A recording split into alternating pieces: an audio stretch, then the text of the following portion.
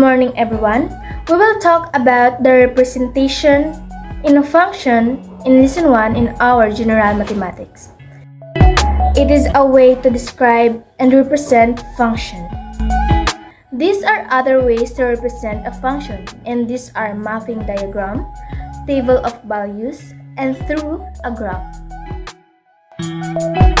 Let's begin with mapping diagram. In a mapping diagram, arrows are used to show the relationship between the x values and the y values. Let us consider this example. How can we know if this mapping diagram illustrates a function or a mirror relation?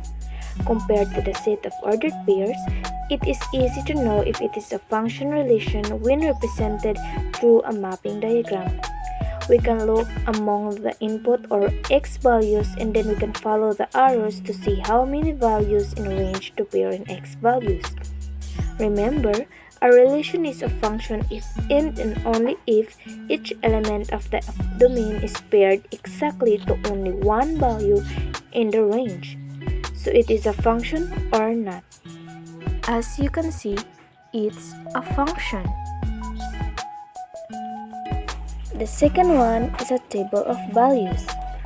Function and relations can be also represented through a table of values.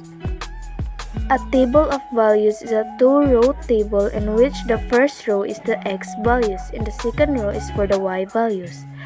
As you can see, the domain or the values of x are 1, 2, 3, and 4, while the values of y are 2, 4, 6, and 8.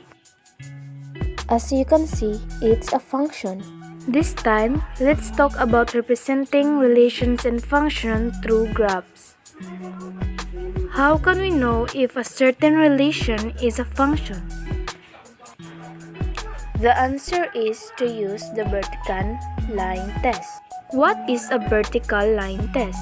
Using the vertical line test, a graph represents a function if and only if each vertical line will intersect that graph at most once. Now, let's use this example.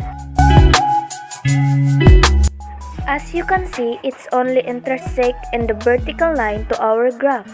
Therefore, it's a function.